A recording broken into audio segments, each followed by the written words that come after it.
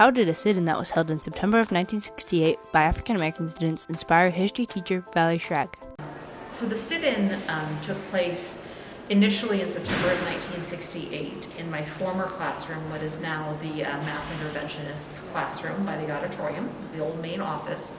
I always felt an obligation in the 11 years that I taught in that room to make sure that I was honoring the stand that those students took.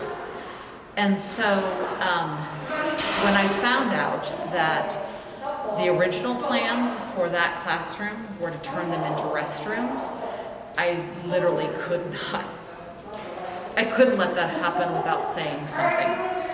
And so I said something, and in the end, it became a classroom again, which I think is a far better testament to the stand that students took in that room, and that in turn blossomed into the collection of the materials that we have here in these display cases as well. The sit-in in my former classroom was held in September of 1968. It was a sit-in by about 50 Lawrence High School students, African American students, who were protesting for the inclusion of young black women on the cheerleading squads and the inclusion of young black women to be eligible for homecoming queen, and the creation of a black student union and a black literature class, and one of the courses that I have taught all 21 years that I've been here at Lawrence High, African American history. This was the height of the Black Power movement in the United States, and Lawrence High School for over 50 years has taught Black history. In these exhibits, in the 1954 to 1997 exhibit, there is the yearbook spread of the first Black homecoming queen, 1978, Victoria Harvey. Well, I think people will recognize, if they didn't yet, like how amazing this school is and how old we are. I think it really hit home when we started this pandemic, and Mrs. Tholen put out a message to the staff and said, well, I went and pulled out some yearbooks from 1917 when they were dealing with the Spanish flu and how they handled that, and it was like, oh my God, we've been around a long time. And it's, so I'm hoping people will just have a little bit of pride in the school and where it's been and where it's going. I have been amazed at the things that have practically come out of the woodwork, from old football cover-ups that were in the coaches' offices to flags and banners from Liberty Memorial High School that were in a box in the main office, to a silver tea set that the English department and the Alumni Association used, to World War I service cards that have been around for over 100 years, documenting the contributions of Lawrence High attendees and graduates who fought in the First World War.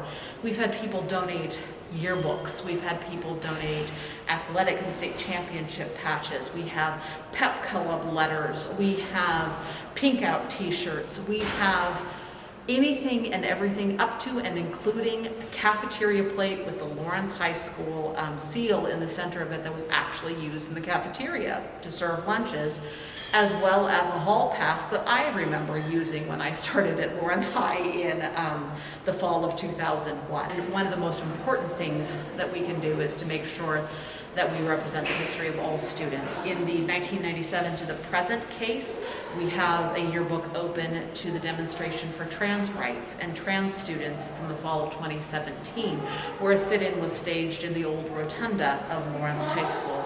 We have one of the original Gay Straight Alliance pins that was used. Now, of course, it's called the Gender and Sexuality Alliance.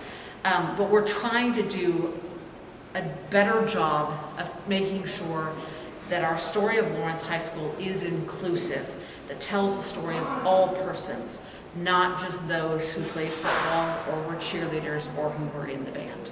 I hope that our current students realize they are part of something far greater than just their 4 years here at Lawrence High School, that Lawrence Lions go and they do great things. They leave a legacy. I mean, I'm sitting right here next to these service records of persons who went and fought for democracy in Europe and left their lives in Europe, okay? Lawrence High School students stand up. They stand up for democracy. They stand up for the rights of others. They are activists. And it's not something new, it's something we've always done. The phrase that I keep using is that Lawrence High School students stand on the shoulder of giants. And you, the current students, are the giants that future Chesty Lions, they will stand upon your shoulders. It's a legacy that goes all the way back to just after Lawrence's founding, when the first school was founded in 1857, and will continue long after, because Chesty Lions know their history, they make a difference. It's in their hearts. Reporting by Karen Middleton.